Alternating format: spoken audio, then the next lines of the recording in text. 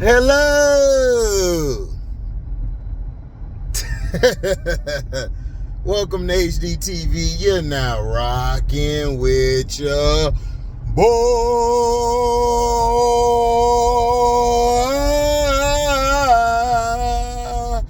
I had to hit the opera on you know the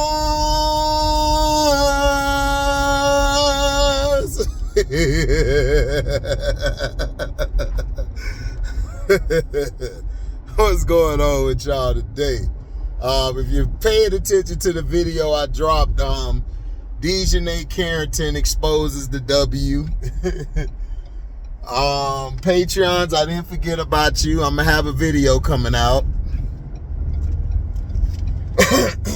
So, talking about the New York Liberty last night, they played against the Dallas Wings. It was a close game until it got to like near the midpoint of the fourth. Breanna Stewart did her thing. She just went off. When New York is hitting their threes, they are tough to beat, and they start killing you inside. They have a balanced attack, which helps them continuously flow. Van Slow, it's called Van Slow, played a hell of a game. She shows you what having a point guard really means. And this is what I try to tell people about the Sky. Like, a point guard like this. A point guard who knows how to control the pace of the game, who knows how to get everybody involved. And this is a true point guard. She's probably the best in the league. Courtney Williams does a good job as well for Minnesota. Chelsea does a great job as well, but Chelsea's kind of long in the tooth, but she still gets the job done. Van Slow, she's had injuries as well. She's finally gotten her legs up under her. They came into the game. They were hitting their threes. It was at one point they weren't hitting threes, and Dallas got back in the game by hitting their threes and getting to different spots on the floor. Arike is probably the best shot creator on her team. Everybody else needs to get set up to get a shot off. Sato is amazing. She's amazing. She went against her sister last night. There's been word that she might try to go there with her sister. I'm not buying it. I think somebody else could be out there wanting to grab her. If I'm Chicago, I would try to get her, but I don't believe Chicago will, because their old regime did such a distasteful service to the players, to former players who played there, like, such as a Gabby Williams. It is what it is. Some people agree that she was done wrong. Some people don't agree. But New York right now, to me, looks like the best team. But regular season and playoff basketball is two different things. What are we going to do in the playoffs? Now, I told you guys, I wouldn't be surprised if they push the Fever to play the Aces, or push the Fever to play the New York Liberty in the conference finals before they take on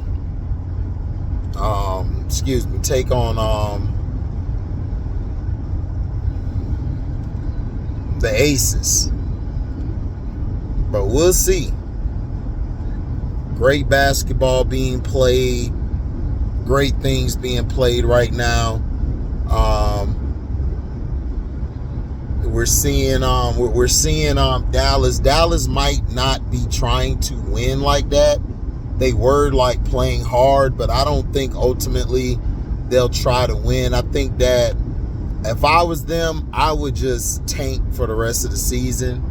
Even if you don't get Paige Beckers, you can still go get a point guard like Olivia, I think her name Wilds from Notre Dame. You can go get some other players. This draft is going to be point guard heavy, but JC Sheldon was okay last night. She's starting to learn the game. I just think that it's a little too late for Dallas. Dallas' best chance of trying to get a good record was at the beginning of the season. Now they're basically got to look from the bottom to the top, and I don't think it's going to happen. Enrique was moving the ball. They did everything they were supposed to do. It's just that JJ started going off. Bree started going off. Van Sloot started going off. The supporting cast for New York has been the difference maker, and I've said this since the beginning of the season. They get Laney, when they get Hamilton back, that's going to be even better. They have depth. And the coach, the thing I love about the coach for the New York Liberty, she's not afraid to go deep into her bench and throw somebody out there. And that's what makes you, to me, a great coach. When you are like, look, everything, all else fails, let me throw this person out here for a couple minutes, see if they can change the course of this game. Burke, Sabali, and Thornton have just been terrorizing opponents' role players, and they've done a great job. They've done a great job of stopping other teams' supporting cast from going off or even getting in rhythm. All night, Dallas just looked like they was just they was discombobulated.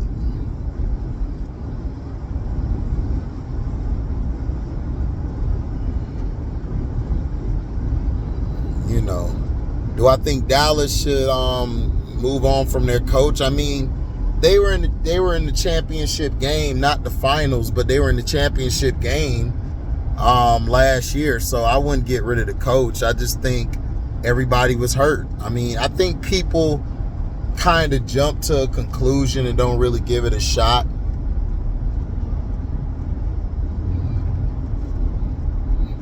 You gotta look at the whole situation. Sato was out for a long time. If they would have had Sato early in the year, I think Dallas would have beat a few teams. But Sato not being there kind of hurt them. Howard was hurt for some games. McCowan hasn't played to her 6'7". Like, she hasn't played being 6'7". She hasn't played that tough. Her and Kalani Martin was hurt as well during the early part of the season. So it's like people are still trying to get themselves back right. And also you got people that's underperforming. So you might see some changes to this roster in the offseason. But the New York Liberty, they got to win it this year. If they don't win it this year, you're going to have to break that team up. I'm sorry, you're going to have to. Because if you don't get it this year, you're going to get it next year too. It's like, come on.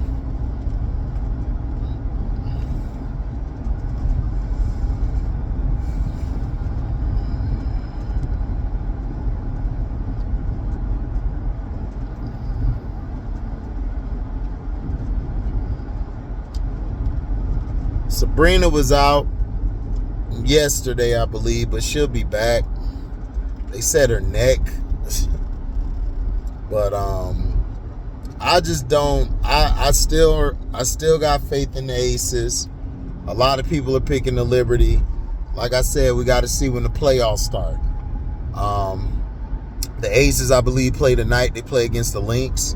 If they could beat the Lynx now and beat the Lynx again, I think this week, they'll be able to get pushed to that 3rd seed. But the Storm picking up Gabby Williams was a very good pickup.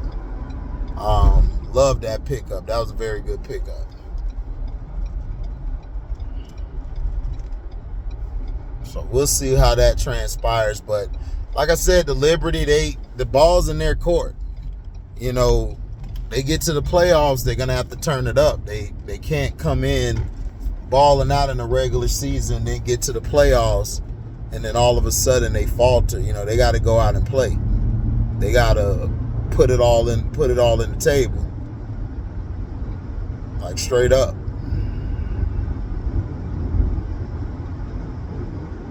Now, Anthony Edwards, and it's not only just him, it's just this young generation. This young generation has a sense of security of thinking that they could ball against us. You guys can't take physicality. That's one of the biggest things this generation would not have been able to take back when we were growing up playing ball. They wouldn't be able to take the trash talking. A lot of them are very sensitive today. They be ready to go pick up a gun. Now, we've had some people like that back when we were growing up, but just saying, a lot of them would not have been able to take that NBA, that not NBA, but just college or high school in general. The physicality of the game would have turned them off. This is why I don't have LeBron James in my top 100, because his game doesn't translate to any era. He wouldn't be able to get away with that weak ass handle he has. His passing would have been terrible because the lanes would have been clogged up. His game would not translate. Kevin Durant's game would translate because Kevin Durant can shoot. He can get to the cup, especially a prime Kevin Durant. Can play without the ball. Anthony Edwards would not make it back in the day because he's too small for the two guard. The two guards would have crushed him back then. He wouldn't have been able to get to his spots. He wouldn't have been able to run around screens like that. Guys would have went over the top. Defense was actually allowed back when. Y'all don't really play defense now. If y'all played hand checking, bring back that old school defense, a lot of these European players and black players as well would not be in the league. They'll be out the league before it even starts.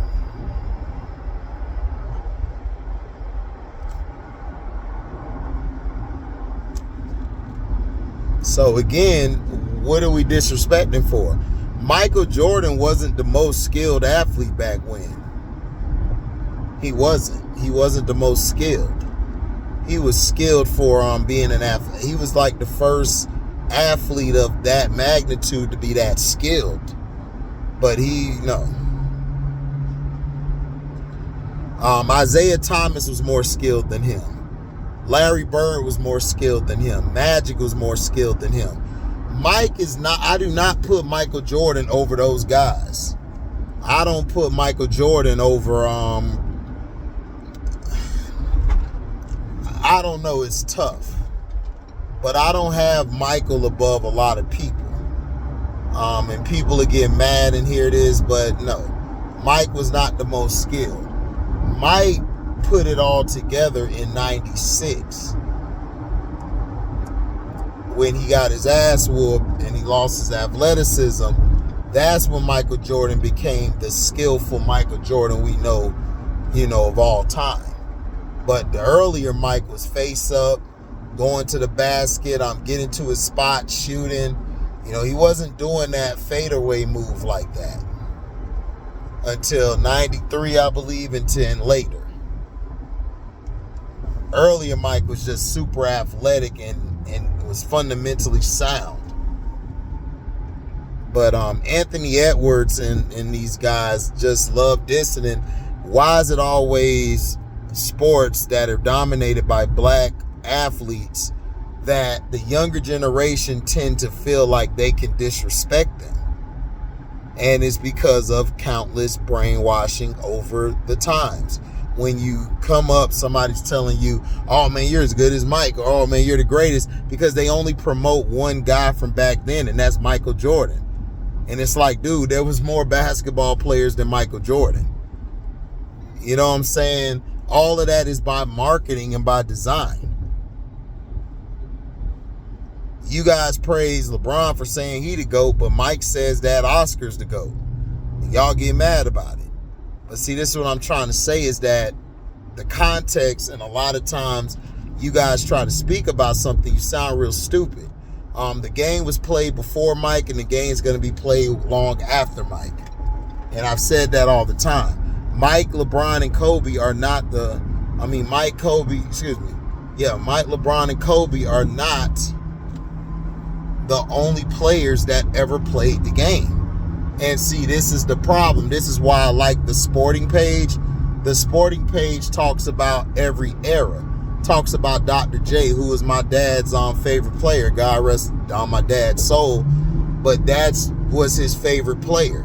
I have uncles who like Kareem Abdul-Jabbar.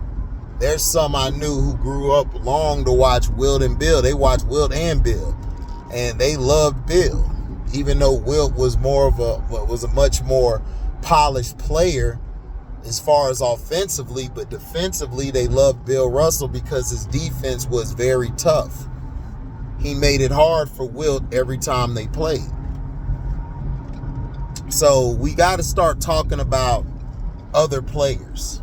I think because people are so dwelled into just these players that they're lost on the art of basketball. And we got to do better, especially myself and others, the people before us, the generations before us and before them. We got to do a better job of talking about other players. Like I don't even talk about Kobe like that much on my channel because Kobe, he's great. Like I don't need to talk about Kobe. We need to talk more about Dr. J though. We need to talk more about David Thompson. We need to talk more about Bob Pettit. We need to talk more about Havlicek stole the ball. We need to talk more about Sam Jones, the guy who has the second most rings in history. We need to talk about KC Jones as a player and as a coach.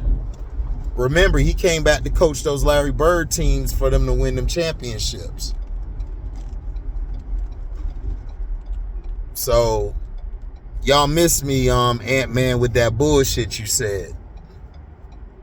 And right now, you're starting to piss me off because you're being arrogant, but you ain't win no damn championship. You ain't win nothing.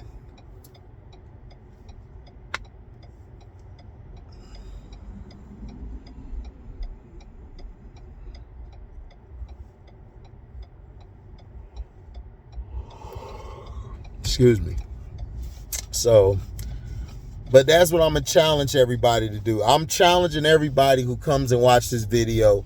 Find a player from back in the day, research that player, and tell me about that player in the comment section. I don't want to hear about Michael, Kobe, or LeBron, or Kobe, Mike, and LeBron, or LeBron, Mike, and Kobe. I don't want to hear them. I'm tired of them guys. Like, straight up, I'm tired of them. God rest Kobe's soul, but I'm tired of talking about him and these other two guys. Let's talk about the players we need to talk about. Pick a player from back in the day. Doesn't matter. Pick a player and let me know about them. Tell me about what they did. Tell me how great they were. And then we'll go from there. All right? So, thank y'all for listening. Make sure you like, comment, subscribe, and share this. Hit the notification bell to select all to receive upcoming notifications. If you guys do love what you hear, you can donate to the page by going to the description box, hitting that link to my Cashapp, or you can go to zelle.com. You can take the number out of my description box, put it in the Zelle to find my account so you can donate, or you can just super chat. You know, one or the other for you. You know, also, man, you know, you guys can, we got the fantasy going. Like I said, $30 entry fee. You know, and once you pay your $30, you can, once you pay your $30, you guys can, send me your email to my email. My email's in the description box. Hold on, guys. You know, so I'm gonna holler at you guys later, man. You guys can sign up to the Patreon, $3 a month. You guys can listen to the music we got out. It's in the description box as well. Change the channel and no more wax sheet. Shout out to everybody, man. I gotta get in here. Love y'all, man. Y'all be safe. I got something coming on the Patreon later, and I got something for Rumble. So holla at y'all later. I'm out. Deezy.